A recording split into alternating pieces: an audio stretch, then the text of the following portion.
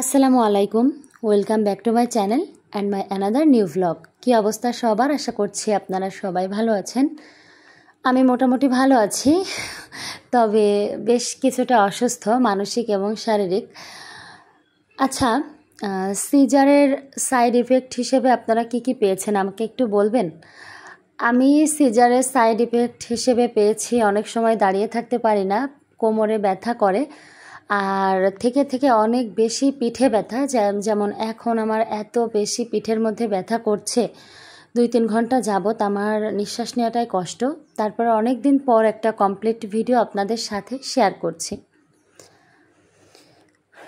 আপনারা অনেকেই জানেন যে আমার মোবাইল নেই, তো আমার হাজব্যান্ডের যে ফোন রেডমি, ওইটা দিয়েই আমি ভিডিও করে ওই ভিডিওটা আবার আমার কাছে যেটা আছে, একটা ভিভো ফোন আছে, ওইটাতে ট্রান্সফার করে তারপরে চ্যানেল থেকে আপলোড করি। তো আমার ভিডিও আপলোডের প্রসেসিংটা অনেক বেশি ডিফিকাল্ট হয়ে যাচ্ছে। দেখে একটা মোবাইল কিনতে হবে, একটা মোবাইল কিনবো। কী আর করা যাবে বলেন, আমার নতুন ফোনটা চোরে নিয়ে গেল, তো কষ্ট করেই চলতে হচ্ছে। সবসময় তো আসলে সব রকম অ্যাবিলিটি থাকে না, আর অ্যাবিলিটি থাকলেও সব টাকা দিয়ে সব রকমের কাজও করা যায় না। তো আমি রান্নাঘরে টুকটাক কাজ শেষ করে আমি আমার রুমে বিছানা গোছাতে চলে আসলাম। তো কি কি কাজ করছে আপনারা তো দেখতেই পাবেন, এগুলো নিয়ে আর তো বলার কিছু নেই। এগুলো আমাদের দৈনন্দিন জীবনের কাজ, যেটা আপনিও করে থাকেন, আমিও সেই একই কাজ করি। তারপরেও কিছু কিছু মানুষ ভালোবেসে আমার ভিডিওগুলো দেখে ভালো কমেন্ট করে, দেখলে খুবই ভালো লাগে।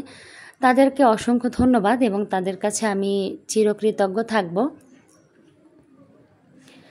আর অনেকেই আমাকে খুব তুচ্ছ তাচ্ছিল্য কটাক্ষ করে কথা বলে যে আপনার তো মাত্র 400টা সাবস্ক্রাইবার, তো এভাবে করে বলে। বাট তারা আমার চ্যানেলের বয়সটা দেখে না, যে আমার চ্যানেলের বয়স কত। আর আমার চ্যানেলে তেমন কোনো বিশেষ ভাইরাল ভিডিও নেই, জানি না। আল্লাহ পাক আমি সবসময় একটা কথাই বলি যে আল্লাহ যদি আমার রিজিক রাখে এখান থেকে, তাহলে অবশ্যই আমি কিছু না কিছু করতে পারবো। আর আল্লাহ যদি আমার রিজিক না রাখে, তো সেই ক্ষেত্রে আমি 24 ঘন্টা পরিশ্রম করলেও আমার দ্বারা কিছু করাই সম্ভব না। দেখেন, চোখ কিন্তু সব কিছুই দেখে, বাট নিজেকে দেখতে পায় না। তো আমার সত্যি কথা বলতে আয়নার সামনে দাঁড়ানোর মতো সময় নেই বললেই চলে। 2টা ছোট বাচ্চা নিয়ে এত বড় একটা বাসা মেনটেন করা, রান্না বান্না, ইউটিউব, ফেসবুক, বিজনেসের কাজ, তো সব কিছু মিলিয়ে আসলে আমার অনেক বেশি টানাটানির মধ্য দিয়ে যায়, মানে সময়টা। তো নিজেকে দেখার আসলে সময় পাই না। আর সংসার জীবনের শুরুতে কেনা একটা ছোট্ট ড্রেসিং টেবিল, এই যে এটা, তাই আমার কেন জানি না এটা এখন আর ভালো লাগে না। মানুষের রুচি পরিবর্তনশীল, তো আমারও রুচির পরিবর্তন হয়েছে। তবে যেহেতু সংসার জীবনের শুরুতে জিনিসটা কেনা, অনেক বেশি মায়া জিনিসটার প্রতি, তাই তো ফেলতে পারি না, ফেলতে গেলেই খারাপ লাগে। এটা কিন্তু অলরেডি ডেট এক্সপায়ার, মানে যখনই বাসা চেঞ্জ করতে যাই এটা এমন নড়বড়ে অবস্থা, মনে হয় যে ভেঙে চলে যাবে। বাট এত বেশি যত্ন করি যে এটা এখনও টিকে আছে, আর এই জন্য ফেলি না। তবে আমার বিয়ের পরে তো আমার হাজব্যান্ড অনেক দিন বেকার ছিল।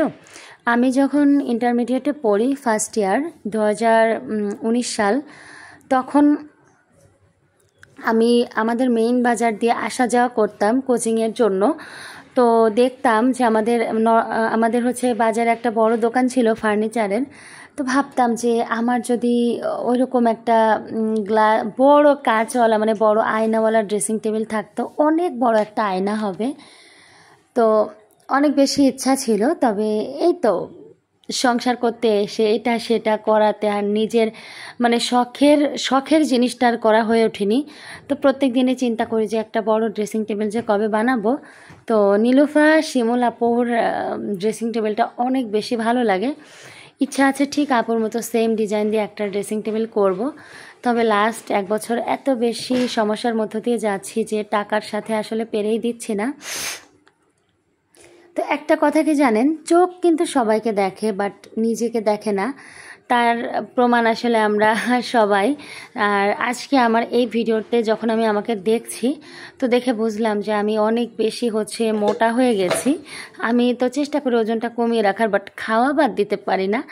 আর আজকের ভিডিওতে আমার নিজেকে নিজে দেখেই একটু খারাপ লাগছে, আমি অনেকটাই মোটা হয়ে গেছি।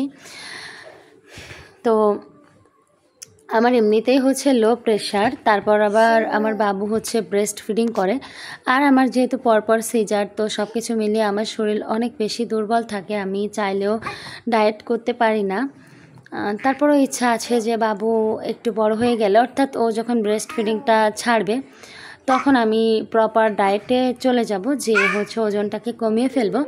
আসলে আমি যে মোটা, বিষয়টা এমন না, কিছু কিছু জায়গা আমার অনেকটা চর্বি জমেছে, তো এগুলো আসলে ব্যায়াম না করলে আর হবে না। তো এই জিনিসটা দেখেন, আমি আমার মেয়ে পেটে থাকতে দারাজ থেকে এনেছিলাম, তো অনেক দিন ইউজ করেছি। তো এক এক বাসার ট্যাপ এক এক রকম, তো সব বাসায় তো আর সব কিছু প্রয়োজন পড়ে না। কিছু বাসায় দেখা যাচ্ছে যেটা অতীব প্রয়োজন, অন্য বাসায় গেলে আবার ওইটা ফেলে রাখাই হয়। তো এই বাসাতে এসে ভাবলাম যে এটা লাগিয়ে নেই, এখানে ভীমটা রাখতে সুবিধা হবে। তো জিনিসটা আসলে অনেক বেশি উপকারী কাজের। কিন্তু সত্যি কথা বলতে কি, চায়নারা ওদের আসলে লাইফস্টাইল ওরা যেভাবে মেনটেন করে, আমরা চাইলেও আসলে ওইভাবে মেনটেন করতে পারি না। যার জন্য দেখা যায় যে জিনিসগুলো সুন্দর হলেও না আসলে ওইভাবে আর ইউজফুল হয় না, মানে ব্যবহার মানে উপকারী তো বটেই, বাট আমরাই ব্যবহার করতে পারি না।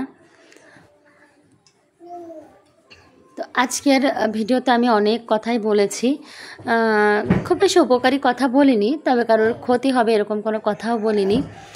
আর আমি আসলে বাস্তব জীবনে যেমন সুন্দর সাবলীলভাবে কথা বলি, আজকের ভিডিওতে আমি সব রাগ সব কিছু ভুলে যে ঠিক সেইভাবেই কথা বললাম।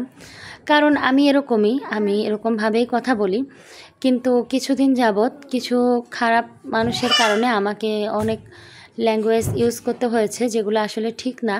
আমার নিজের কাছেও খারাপ লেগেছে, কারণ আমি ব্যক্তিটা ওরকম না, কিন্তু কিছু মানুষের জন্য করতে হয়েছে।